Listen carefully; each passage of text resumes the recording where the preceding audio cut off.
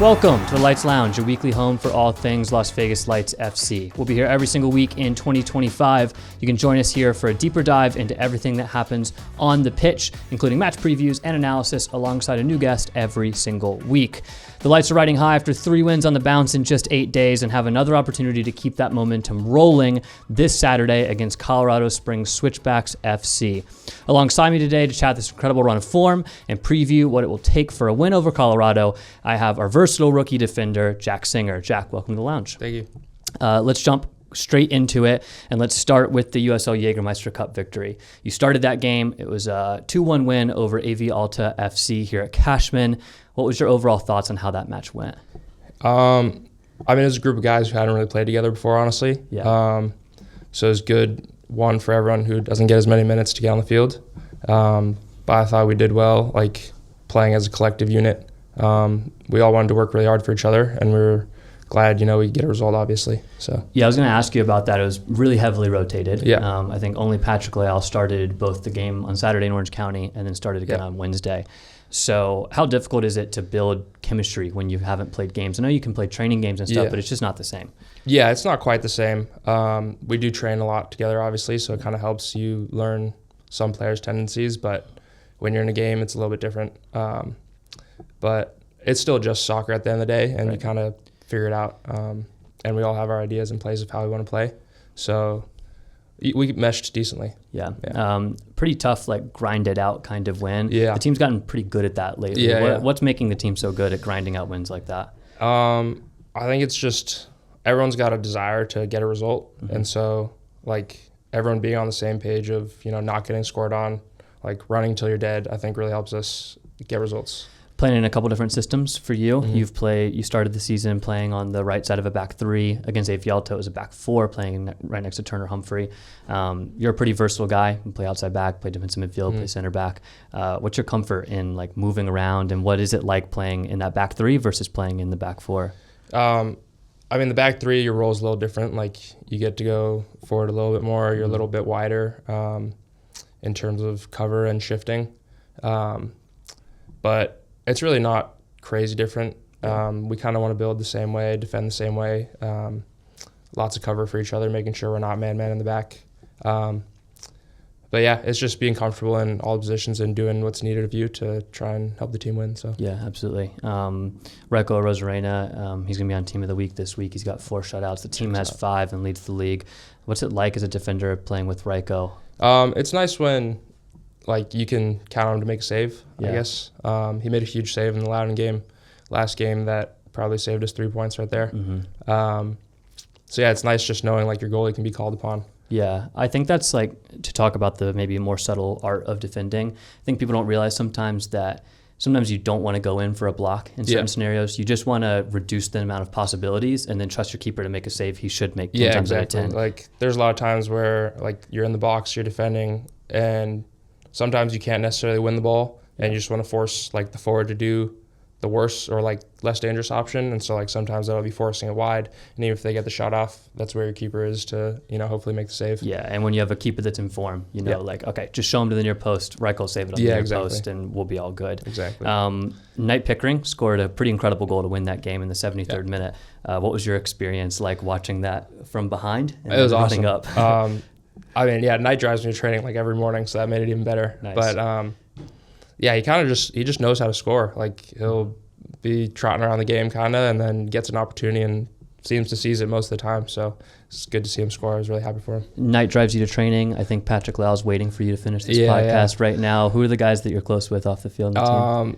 In terms of rides, I go with Pat, Rory, and Knight mostly because I don't have a car here. So it's kind of my way to wiggle in and socialize with a wide variety of people on the team. So yeah, absolutely. Let's talk Loudoun United now. Yeah. Before we move on to anything else, you played 22 minutes off the bench. Part of the team to shut it down at the end of the game. Yeah. I think shifted into a back 3 when you came into the game.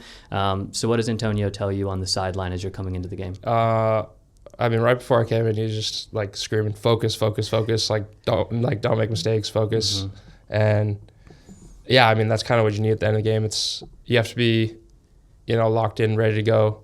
It's not always the easiest coming off the bench, and like sometimes you don't know if you're gonna get in or not. But you have to do the best with what you got, and obviously, like, it's good because you need to come in intense right away. It's different than starting the game, which you're supposed to be intense anyways, but everyone's already in the flow of the game, so you kind of have to flip a switch a little bit quicker. Yeah, absolutely. I think it's the first time you came off the bench this season. Otherwise, all your appearances have been starts. I came off against Chattanooga once. Okay, got it. Yeah. But yeah, it is different. Like the opening 5 minutes of a game, teams fill each other out. You can get that first tackle, first basic pass in. Exactly. You come in the 70th minute and like and we're kind into of, it. It's a tight game, so we're kind of under fire already. Yeah. But yeah, you just have to be focused all the time, ready to go. So. Yeah, Johnny scored a great goal in that one as well.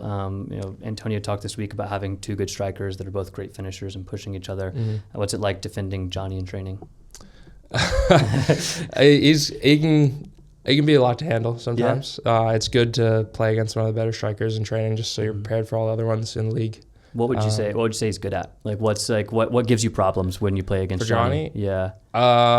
I would say just his movements in the box. Like he's good at like creating a little bit of space to finish, like he did on the goal. He creates a little bit of separation and then wins a header and scores a nice goal. So, just making sure you're man in the box. Yeah, I think we've seen that with both of Johnny's goals this season. Yeah. He has one from the penalty spot, but both from open play. Yeah. That first one in the opening game from Val, he just like times the run perfectly, and it looks simple. And then the same with the header. It's a really good finish, but it's those little half yards, and it's the anticipating where the cross is going to go that elevates those strikers above the rest. Yeah, right? Exactly. Yeah, and makes it difficult for you. as well. That tiny bit of separation because, like, it's also like kind of a double movement, I guess, because he'll step back and then come forwards, and it's pretty hard to mark that way. Yeah, because you're checking your shoulder as a center back, right? Exactly. So you check your shoulder, and he looks like he's coming to the near post, so you step there, and then all of a sudden he's in behind you. Right. So there's another grinded out win there against Loudoun. The team hasn't dropped points from a leading position all season.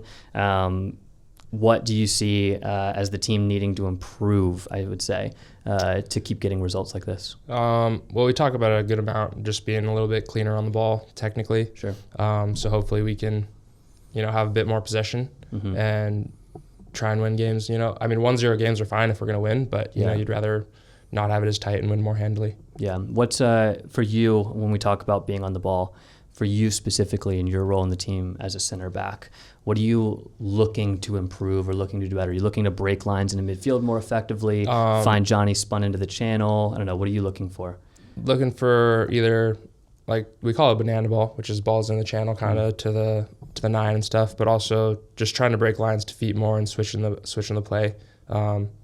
So not looking for the first pass, but the second one or So banana ball's hilarious. Who coined that was the coaches, the banana? And it kind of just took off. That's incredible. Just because it kind of makes sense. Everyone knows what it is. Sure. Yeah. So, yeah. It sticks in your brain. Yeah. Exactly. Let's talk about you just quickly individually. You've been sort of in and out of the lineup throughout the season. You started the first 3 matches, and then you played only 1 out of 4, and then you were on the bench for 2 matches, and then you had a start and a sub appearance. So it's been like in and out. For you, what do you feel like you need to do to find the level of consistency and starts, and I don't know, just evaluate your season for me. Yeah. I think it's just consistency in training. Like you have to be focused and locked in all the time. And obviously doing your best. But yeah, I don't know. Sometimes it just takes time, maybe you see things differently than other people. But yeah, just keeping like pushing and making sure your mentality's right. And then hopefully, time will come when I can play more. Yeah, absolutely. This is your first full professional season as well. What's this been like, kind of getting your first full professional season? Was it a jump in level that you kind of had to adapt to at the beginning? Yeah, well, last year I was honestly just looking for a team the whole year, so it was pretty tough. And so I hadn't played an actual game in a while either. Yeah. But yeah, definitely because I played college before, so everything is a little bit faster here. Everyone's a little bit better on the ball. And just mentality-wise, you can't take any plays off. You always have to be focused, otherwise someone's going to punish you for it. Yeah, the athleticism comes up as well. So you can't really make up for something with a little quick step because everyone has that quick step. Right. But yeah, I'd honestly just say it's more college is pretty heavily athletic based. So I would say it's more just mentality, speed of play, and technique is what how quickly makes you're making your faster, decisions. Yeah, absolutely. Okay, let's wrap up kind of this analysis part. Let's look ahead to Colorado Springs Switchbacks. This is a Western Conference Final rematch from last year. Any thoughts on this game? Have you guys talked about Colorado yet? We have not yet, actually. Yeah. But I presume, we're going to have to be a unit again and just be clean on the ball and get ready to go. Talk to me about momentum and momentum in a team, right? Like the team had 2 losses in a row and everyone was pretty down in the dumps. And now all of a sudden the team has 3 wins in a row and there's a lot of momentum. Soccer in a long professional season can see a lot of momentum swings. Yeah. How important is it right now to keep that momentum rolling while you have it? I mean, it's pretty important. Like, I think going from the 2 losses to a win was a bigger switch just because if you can get stuck in a cycle of losing pretty easily, but the same can be said for winning. Yeah. You win 3 games. It's pretty easy to keep the momentum rolling, given we're playing a good team. But, I mean, everyone's in good spirits, so hopefully we get another result. Awesome. All right, let's switch gears a little bit. I want to talk about your journey and how Jack Singer arrives at Las Vegas Lights FC as a professional soccer player. So let's start all the way at the beginning. Got your hometown in San Francisco, California. Yeah. That's correct, yeah? Yeah. What's it like growing up there? I really liked it there. Yeah. I've traveled a good amount, looking for a team and just playing soccer in general. But the weather and the food is kind of unbeatable for me. So yeah, we were talking before the pod. You're half Chinese, half American. Yeah. Your mom is Chinese. What was it like growing up in your household? What was it like as a kid with your parents? They honestly tried just teaching me to just be myself. Really, there wasn't really a huge emphasis on race. Yeah. Which I appreciated. Just view people as people and based off their personality rather than what they look like. So yeah, absolutely. When did you first start playing soccer? How did it start? I started competitive soccer pretty late. One of my friends, I was 11, and he just introduced me to it, and he was like, you should come out and try out. And so from there on, I just started playing from there. Yeah, that's super late. Yeah. In terms of I'd today. played rec before, but that's obviously different. So Right. starting competitive that late is it's pretty late compared to a lot of most people. kids are playing U8 competitive exactly. club soccer at this point, Yeah. and all of that. When you first started playing, were you a defender? Were you a forward? I was terrible when I first started, honestly. I started as a forward because I was super athletic back then. So I was way faster than everyone, but I just had couldn't juggle, had zero technique, so I had to work on that a bunch on my own. I didn't make the team at first actually. But then the coach gave me a chance. He gave me a bunch of juggling and foot skills and stuff to do over the summer. So I did that on my own in the backyard every day, and then made the team after the summer. What club was this? It was Mill Valley Soccer Club. Is that the club you played for throughout That childhood, was, or? I played U11 to U13, and then U14 I played a club that was a mix of the areas over there. Okay, called gotcha. FC. Yeah, and then kept going from there? Or, I did that, and then played high school soccer too, which is different than a lot of people because it wasn't the academy. Yeah. So in high school soccer, the level is pretty poor. Yeah. But you take a 3-month break from competitive soccer, you play that, which is pretty fun. You're with all your best friends playing, but it's definitely not the best path forward. And then from there, lucky enough, went to college to play. Yeah. So.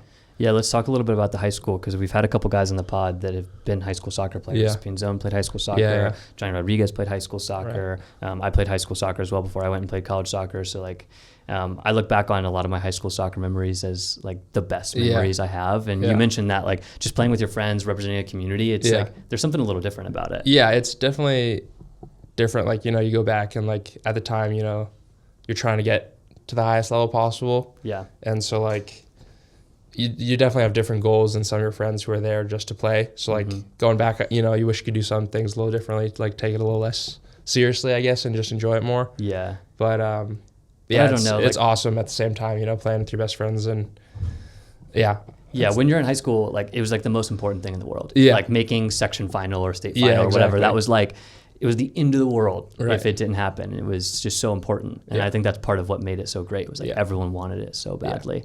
Yeah. You went to the Branson School in Marin County, California, which is a private school. What was your experience like there? How did you end up there at Branson? My brother actually went there first. And so when I went to go visit it with him when he was deciding on high schools, and he's 2 years above me. Okay. and I kind of just set foot on the campus. It was a gorgeous campus. I was like, I want to come here. Yeah. So just tried my best to get there, and it worked out. Yeah. Probably got a little bit of help because my brother went there and they liked him. But is it pretty small? Or it's a super small school. There's 320 total kids. Wow, so. from 9th to 12th. Yeah, 320 total yeah. kids. So very, oh my gosh. very small. How are you putting together a soccer team from 320 That's the thing. kids? It's tough, but there's honestly like a good amount of kids who play soccer in Marin. So. Okay. Yeah. I mean, there must be like small roster though. Like. Yeah. I mean, not everyone was like actually a soccer player, but you have lacrosse players coming on. You have other sports, but it was very fun. That was kind of the fun thing I remember about high school soccer, and I coached a little high school soccer too. Every year is kind of a puzzle, right? Because you've got like, okay, for you probably you had 3 or 4 club players or whatever, and that's like the center part of the team. Yeah, exactly. And then you're like, okay, how do we hide this guy at right back? Are we going to play like 3 in the back because we have a lot of club defenders, or like, are we going to use this guy as a forward? And it was always kind of a puzzle to figure out like, okay, how are we going to make a good team out of this mismatch of guys? Usually we had like 6 guys I think who played club, which was a decent amount, and you kind of just put pieces here and there to try and build around them. Yeah. You were a 3-time all first team MCAL? I don't know. Yeah, MCAL. I figured it was probably MCAL. Sophomore, junior, senior year. You were listed as a midfielder? I used to be a midfielder, Okay. Were you playing like defensive midfield, like box to box? 6 or 8 mostly, yeah. Okay. But that I played that like my freshman year in college, a little bit my sophomore and junior year, but mostly switched to like a center back sophomore year. To wrap up our little high school soccer conversation here, I found an article, 2018, your senior year, where you guys lost 4-2 in the 2018 North Coast Section Division 4 semifinals to top-seeded Marin Academy. You scored the game's opening goal, and then it was 2-2 late on, but another Cal commit scored 2 goals late in that game. Probably some broken hearts. I don't know. Do you remember that game? I do, yeah. That was my friend who scored. I lived with him actually in college for I was going to ask about a few years, But yeah, Stephen Young, right? Yeah, they had just honestly way more club guys than us. Right. And so that was kind of a difference maker in high school. Like you their full roster was, I never really, we always kept them close. Yeah. But realistically on paper, like they're much better than us. What was your favorite high school soccer memory? Probably playing with my brother because we played together my freshman and sophomore year. Cool. We hadn't played together in a really long time, so it was really fun. That's awesome. Yeah. My little brother was 4 years younger than me, so I always just missed him. So I never got to play with him, but that must have been like a pretty cool experience. Yeah, no, it was pretty fun. So. Yeah, because you come in, he's probably like a leader in the team, and you're like the little brother that's pretty good, and everyone knows is pretty good. Yeah, so. It was more just like, I don't know, when one of us would score, like I remember getting 1 assist to him, and he scored, and that was like one of the happiest moments I've been in soccer, so it was pretty fun. That's awesome. So then high school and club soccer wraps up, and you end up committed to Cal. Yeah. When did you commit to Cal? Why did you decide on Cal? Well, I knew I wanted to go play D1, but I didn't have like too many options just because coming from club, like we were a top club team, but like most of the like top schools look at the academies, at least back then. Yeah. And so my parents obviously were very focused on academics before the soccer aspect. So it was pretty like limited scope of schools that I could actually go to that satisfied like academic requirements along with athletic requirements. So I went to visit Cal. They talked to my coach a little bit. And I kind of went in and they just like said like, hey, like we don't really have a spot for you in the fall, but if you want to come in the spring, like we'd be interested. And so I kind of took that as like, all right, we don't want you. Yeah. So I kind of just moved on looking. And then I was about to actually have to play Division 3. Okay. Just because I didn't really have any other offers that like suited all the components that like my family and I wanted. But then luckily for me, they came back around and just said, hey, like your spot's here in January if you want it. And that was like January of my junior year that happened. Okay. And so I thought about it for a few days and was like, all right, I have to take this. Like, this is the best opportunity I'm going to get. So you enrolled early then? Is that I started a semester late. Oh, you started a semester late. It should have been fall 2018, but I started spring 2019. Okay, got you. Okay, interesting. So you come in January. Yeah. Were taking kind of like a gap semester? What did you do in between? I played with Deanza Force, which is like an academy for a little bit, and then I just worked at like Vineyard Vines just to make a little bit of money. Okay. Okay, so then you enroll and you arrive on campus January of 2019. Yeah. The fall competitive season for college soccer is over. You're going into the spring season, which is a lot of exhibitions and that kind of stuff. What was that like, kind of dropping into campus? That's an interesting freshman experience because you don't have that, like everyone's kind of formed their friend groups. Right. And so talk to me about off the field first, how it was arriving at Cal in January. Well, I had like 2 other guys come in the spring with me. Okay. So I was like kind of immediately friends with them. Steph, like you said before, I had already known, and he was there in the fall. But it was relatively easy, like integrating with the guys. Yeah. Just because once you have a team, like it's pretty easy to make friends, like same as here. You know, you don't know anyone and then you're together all the time. It's pretty easy to you get this like get along. Yeah, you get this like built-in friend group. Exactly. Yeah. So. What was that spring like? Was there a big oh crap moment? Like was there a big level jump where you were like, oof, here I am? Or I honestly came in and just like didn't really have anything to lose. So I played I started the first game, played the whole 90, which was nice. And I was slotted to start the second game, but I got like super sick, not sure with what. And then I was honestly pretty dead like the whole semester. So I was like home for a bit, just with whatever illness is. And then, so I wasn't there for much of the spring, honestly. Oh, wow. Yeah. Man, so everything's going against you here, right? Like they don't want you in the fall, and then you start, and then you're sick for a long time. Yeah. Man, that's tough. So then you go home over the summer. Yeah. Come back in 2019. Yeah. This 2019 season, the team's pretty good. They finished with an 8-7-3 record. Yeah. You subbed into 10 games. Yeah. What was that? I guess your freshman season. Like your technically, yeah. Yes, technically still your freshman season. But what was that season like? Well, it was tough because I missed all the preseason too. Like, okay. You were still sick. Yeah. Oh, this is like months and months and months. Yeah, something like messed up my liver. Not sure what it was. Whoa. So I was like missed preseason. Was just like bedridden. Wow. And then it was kind of just like trying to get on the field. Like the coach didn't really trust that I was fit ever, just because he was like, "Oh, you're sick the whole time." Yeah. But also like the midfielders in front of me were also pretty good at the same time.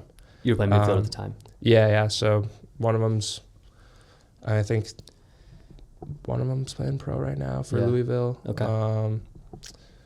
Yeah, I noticed that Drake Callender was the starting goalkeeper on this team. What was it like playing with him? He's the Inter Miami starting goalkeeper. Yeah. I mean, he was so good. Like everyone knew like he was going to play pro right away. It was nice to have.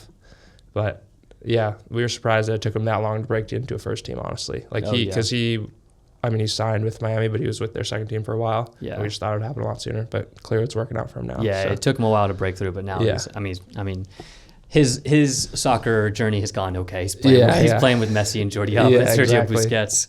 That's funny. Okay, so then you sort of have a tough start to the college career. Yeah. Get through that. And then you're going into spring and probably hoping to put together a good run of health and all this kind of stuff.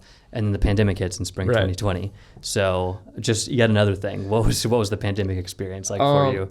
Honestly, it might have helped me out just because I got my tonsils out then, which solved a lot of my problems. And I was like doing a bunch of push-ups, pull-ups, training on the wall on my own during the pandemic. Yeah. So I put on a good bit of weight compared to what I was before, which helped with, I guess, confidence-wise and stuff. And just if you're playing all the time on your own, you know, you feel good on the ball. Yeah. So I went in after the pandemic and was just ready to go. Felt healthy, felt good. So I think it actually helped me out. When did you arrive back on campus to start playing again? Was it fall 2020? We went back that summer, I think. Okay. And we just started training as a group, like on our own at a public field. Yep. Because we weren't sure if we were going to have a fall season. Yep. And then once the fall season was called off, we kind of kept the same routine. Like we weren't technically allowed to train together, but if we were off campus, it didn't really matter. Like it was our own. We were doing the same thing. Stuff. Yeah. I was at a D2 college at the time, and this was going to be my senior year. Yeah. And we were doing the same thing. Like everyone just trained. We were playing like 5v5 like all the time. Yeah. That whole summer and fall, just like hoping something was going to happen, exactly. And then it never really did. So then finally back on campus, and you get kind of this shortened COVID spring season. And I mean, you had 10 appearances, 8 starts in that spring.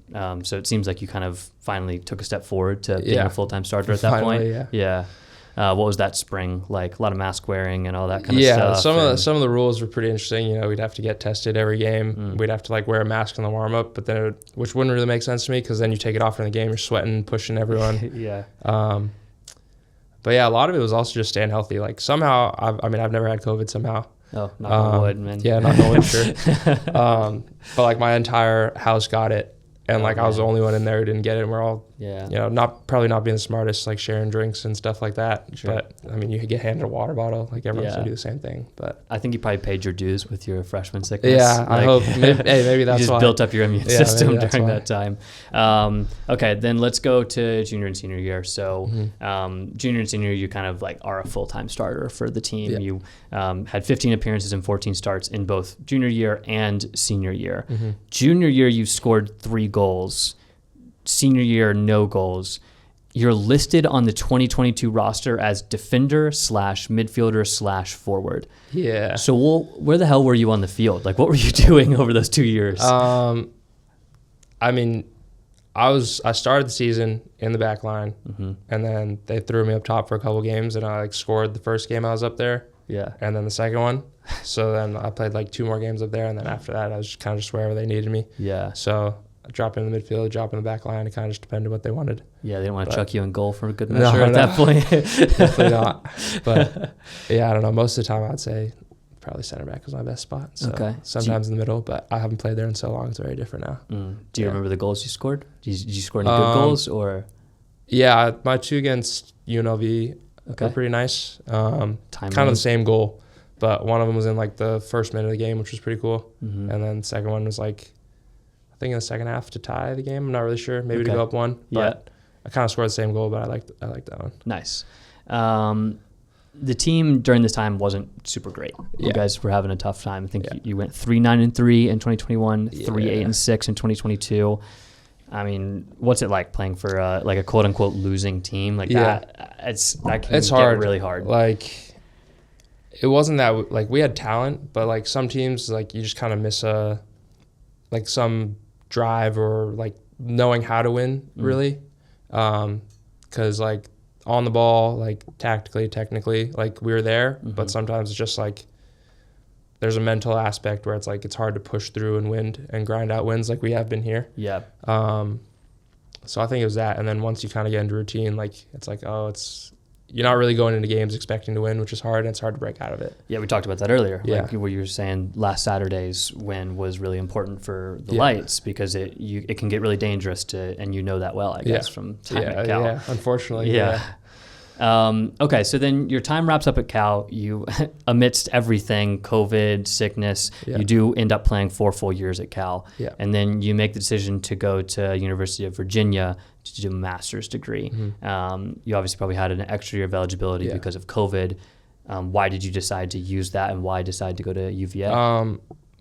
After Cal, I mean, I didn't have like the greatest senior season. I was coming off injury. Like I still played a lot, but it wasn't as good as I would hoped. But it was more just like really had no idea what to do and like how to get drafted, how to find a team, kind of on our own in that regard. So it's pretty hard to, I mean, when you don't have any guidance, it's kind of hard to figure it out on your own. And so I got one trial. My buddy's dad was helping me out at Loudoun, actually, who had just played. Nice. And that was about it. Like they wanted to sign me, but budget-wise, it wasn't working out. So from there, I was kind of like, oh crap, like what do I do? Yeah. And then I just reached out to some of the top like soccer schools. Yeah. And then ended up thinking Virginia was my best bet. Okay. So then you go to UVA. Before we get to stuff on the field, you got your master's degree in educational psychology.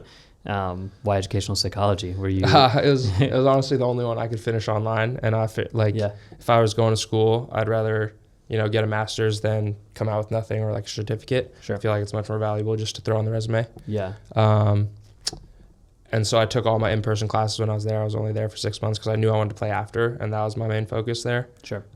So I finished that online, like last August was when I finished it. So. Gave me the opportunity to look for teams and go on trials and stuff. Congrats on the master's degree. That's awesome. UVA, 15 appearances, 9 starts, the fall of 2023. The team was really good, 11-4-4.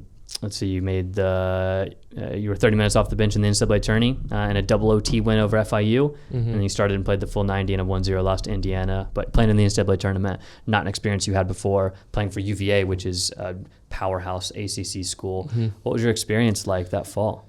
Well, that coach was big on trust. And since I literally came in like the day of preseason, it was hard for him to like trust me at the start.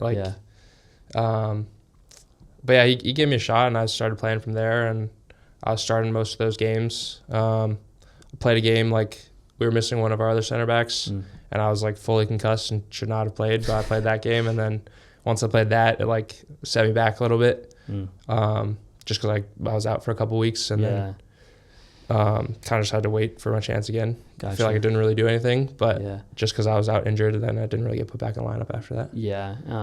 Did you take anything away from that experience? Anything you learned? Maybe you mentioned, having to gain that coach's trust. And did you get any takeaways from that? I feel like it's more just believing in yourself and trusting yourself, kind of, to just stick through if you're not playing. Like it's kind of happened to me everywhere I've been, at Cal, UVA, here, and just keeping faith in yourself and working as hard as possible, just that you're gonna get a chance eventually, and then hopefully, once you do get the chance again, you earn your spot and keep it. Yeah, absolutely. So there's a bit of a theme developing here, right? Because then, unfortunately, I wish it wasn't that way, but I know, but I still think it's interesting, and it still says a lot about who you are today and where you are in your career. So then the goal was play a semester at UVA, put yourself on the radar, maybe get drafted, maybe get a trial somewhere, and then try to find a team and get into preseason in January, February 2024. Yeah. So what happened? Well, the goal behind going to UVA was to get drafted, but they changed the draft rules that year, so I couldn't be in that draft, which I found out like a week before. So that was unfortunate. Nice. But yeah, then after that, I got an agent this time, which I didn't have the time before. And then it was just trying to find trials from there on, which are tricky because lots of clubs, they'll bring you in and you don't know if they actually need you or if it's for numbers or whatnot. And it kind of just comes with the game. And you're like, if you don't have a team, you're required to do it. And it's especially hard when you don't have any pro experience. So you kind of just have to go as many as you can. Hopefully one works out. Yeah, it's tough because a lot of times teams they didn't need bodies. They need numbers in preseason. Yeah, exactly. Sometimes you get lucky, go in there, and they didn't really want you, but then one or two guys get injured, and all of a sudden they do want you, or sometimes they do genuinely are interested in you and want to see you play well over a week or two. But ultimately didn't really land anything official over the course of 2024. How many trials did you go on? What was it like? I went to a lot. Way too many. It's pretty tough, because you're constantly just flying out, and you're not going to be treated well. So many of these teams see so many trialists. Some are good, some are bad, but it doesn't really matter. You're just bottom of the totem pole. Yeah.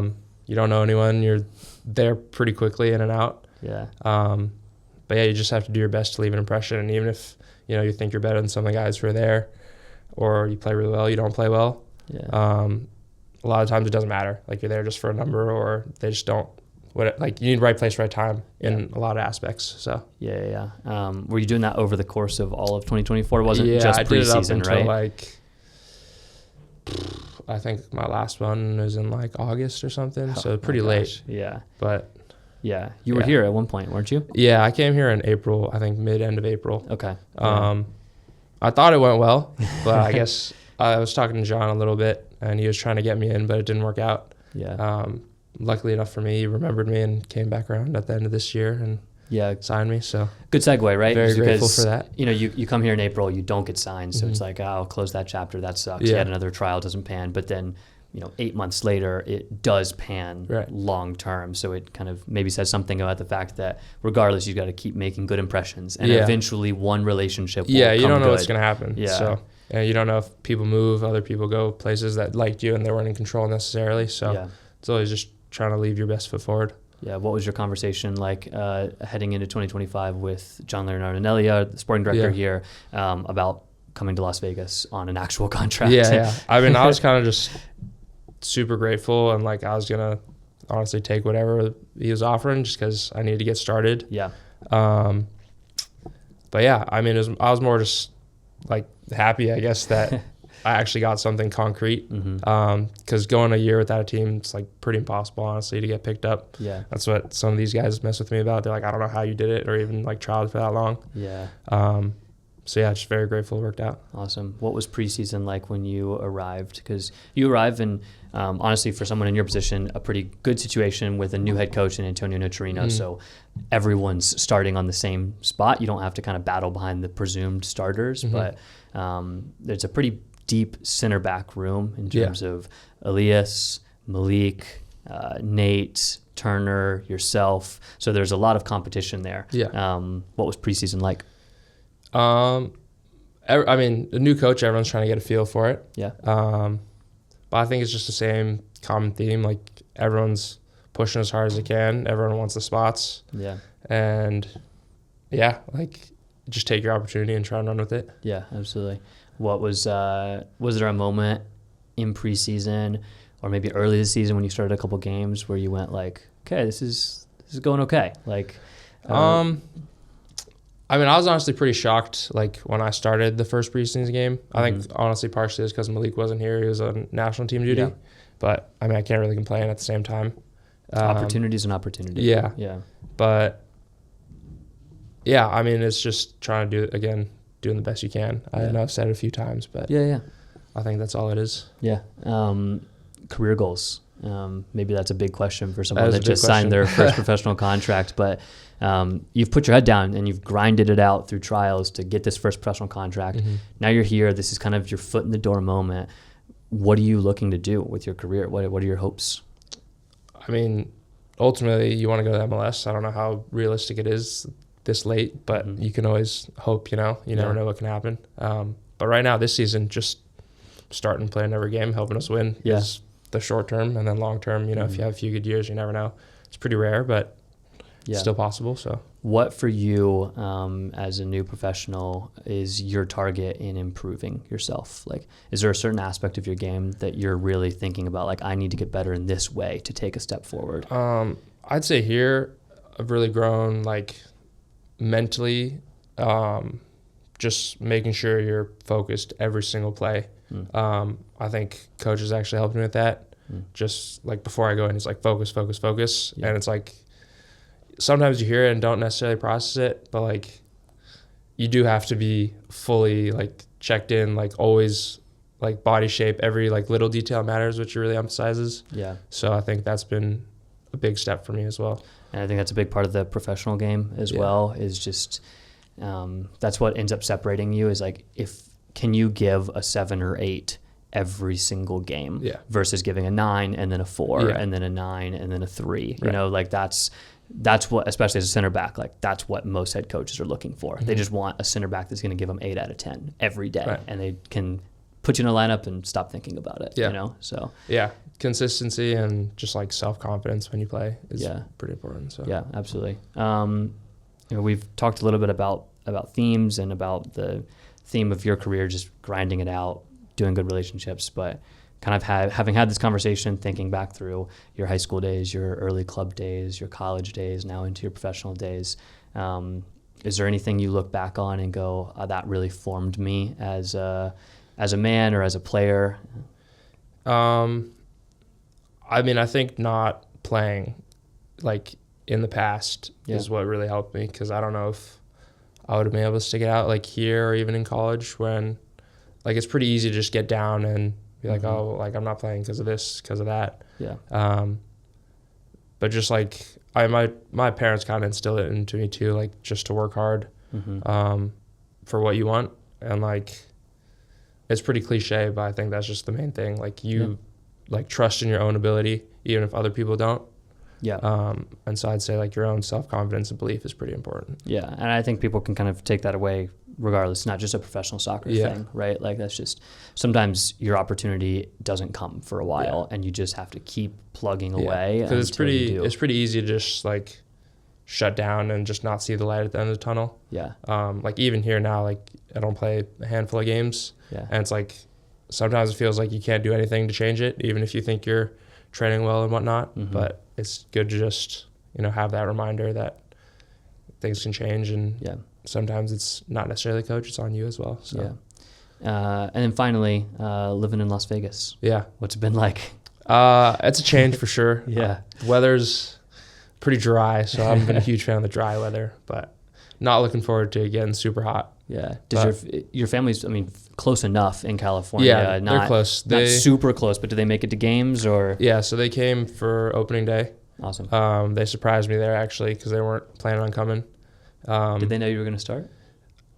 Yes. Okay. But they were like remodeling some stuff at the house, so they weren't sure if they were going to be able to make it. Okay. And then they honestly tried to surprise me. I was checking my brother's location and saw that they were in Vegas, which kind of ruined it. But I called them and they tried playing it off. I was like, I know you guys are here. Yeah, because I saw that happen. I was nice. like, man, did Jack's family gamble on him playing in this game, or did they know and then they booked it? I think I think I told them. Okay. But yeah, they're actually just here this past week too, which was nice. So they've come out twice now, which is cool. That's amazing. Yeah. Is it just you and your brother? Yeah. Siblings? Okay. Yeah. Cool. Wait, he's not still playing though, right? No, he played Division III at Claremont McKenna. Okay. But he's working now. So. Okay. Nice.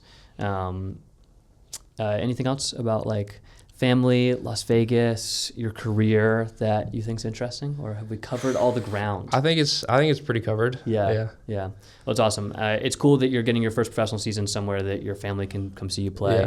It's not in your hometown, but it's not like you're playing in. I'm happy to be on the West Coast for sure. Yeah. Like playing, not like in Tampa Bay. And your parents can never see you play, and you never know when the opportunity's gonna be the last one. But I feel like here's one of the better locations you can get for a USL team. So.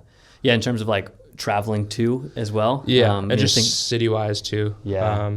There's a lot of places that are kind of in the middle of nowhere, not much to do. So I'd say here's probably. Yeah, and I mean I think people forget that the team flies commercial for everything. Yeah. It's not like all glory playing pro soccer in Division II, and being at a major airport that's like sort of central to the West Coast is. I mean, I know when we went to Lexington, it was rough travel. It was connect to Chicago and then connect and then a bus. But like think about Lexington coming out, like they're doing that a lot more because they just have less direct flights. Exactly. But, it's a good place to be. Well, Jack, thanks for coming on. Really enjoyed it. Appreciate it.